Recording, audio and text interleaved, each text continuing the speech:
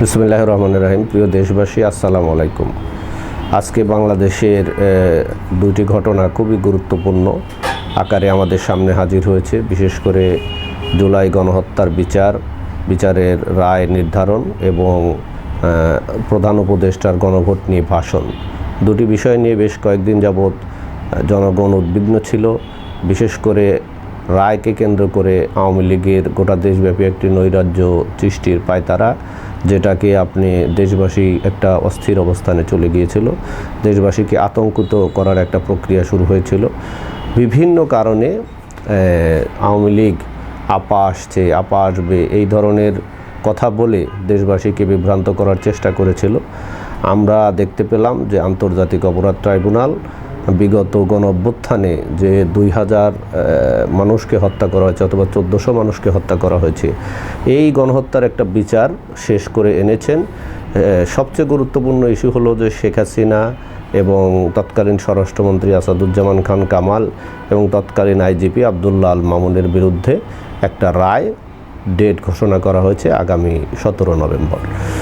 তো আমরা প্রথমত ধন্যবাদ জানাই প্রসিকিউশনকে এবং ধন্যবাদ জানাই তদন্ত টিমকে এবং আন্তর্জাতিক অপরাধ ট্রাইব্যুনালকে। এই ধরনের একটা সিগনিফিক্যান্ট ঘটনার বিচার আমরা শেষ পর্যায়ে নিয়ে আসতে পেরেছি। যদি আন্তরিকভাবে আইনজীবীগণ চেষ্টা না করতেন, ট্রাইব্যুনাল সিরিয়াসলি বিচারটাকে গুরুত্ব না দিতেন অথবা দীর্ঘায়িত করতে চাইতেন, তাইলে হয়তো আগামী নির্বাচনের আগে আমরা এই বিচার প্রক্রিয়া শেষ করতে দেখতে পাইতাম না।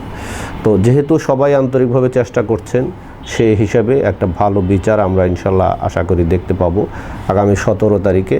ইনশাল্লাহ বাংলাদেশের মানুষ দেখতে পাবে যে 1400 শহীদের যে খুনির একটা ন্যায্য বিচার হবে। এবং আমরা শুধু বলতে চাই যে শেখ হাসিনার বিচারের বিষয়ে কোনো প্রতিহিংসা পরায়ণতা না করে, কোনো হিংসা বিদ্বেষের আওতায় না এনে সঠিক ন্যায় বিচার যেন শেখ হাসিনা পায়, সেই বিচারে তার যেটা ন্যায্য রায় সেটাই যেন তার হয়। কারণ প্রত্যেকটি মানুষেরই আগ্রহ রয়েছে এই খুনির একটা সুষ্ঠু বিচার হওয়া, এই গণহত্যার একটা সুষ্ঠু বিচার হওয়া।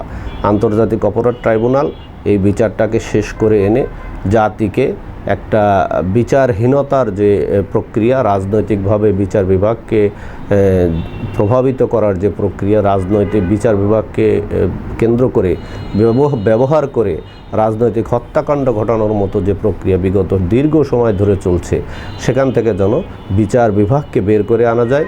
একটি স্বাধীন বিচারালয় হিসেবে বিচার বিভাগের উপর মানুষ যেন আস্থা রাখতে পারে, সেই ধরনের একটা পরিস্থিতি আগামীতে তৈরি হবে ইনশাল্লাহ, সে আশাই আমরা করছি। সবাইকে ধন্যবাদ। আল্লাহ হাফেজ। বাংলাদেশ জিন্দাবাদ। আসসালামু আলাইকুম।